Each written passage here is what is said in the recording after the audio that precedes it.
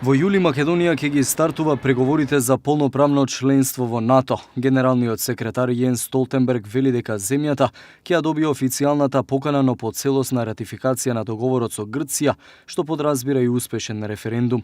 Очекувањата на првиот човек на алијансата се дека следниот месец сите членки ќе се изјаснат позитивно Македонија да стане 30-та членка на Северноатлантскиот сојуз. Ако ПЈРМ го имплементира и финализира договорот со позитивно гласање, тогаш НАТО ќе ја покани земјата да стане полноправна членка.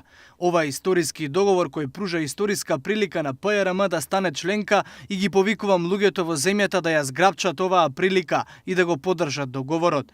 Ако не се поддржи договорот, не гледам како е можно да се покани земјата. Ова е единствена прилика и треба да се зграбчи.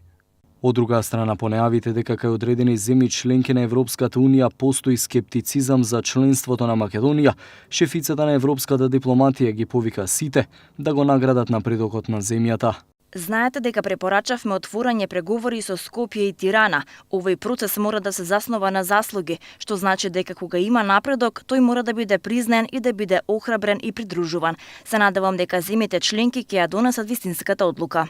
Со речи си идентичен став како Могерини излезе и министерката за надворешни работи на Австрија Карин Кнајсел, која смета дека во прашање е кредибилитетот на Унијата кога станува збор за поканата на Македонија. Појадував со албанскиот министер за надворешни работи. Не можам да зборувам во име на сите 27 земји, но во наши очи не станува збор да им се подари нешто на овие земји, туку ова е прашање на логика. Им дадовме задачи на Албанија и на Македонија, на Северна Македонија како што е правилното ново име на оваа земја. Им поставувавме цели што треба да се постигнат, им рековме да ги исполнат. Во случајот на Северна Македонија рековме дека треба да се стасат решение за проблемот со името, иако Албанија направи реформи во судството. Кон пораките на Могерини и Кнајсел се приклучи и грчкиот шеф на дипломатијата Кодзијас, кој смета дека официјален Брисел ќе треба да го исполни ветувањето и да ги почне преговорите со Македонија.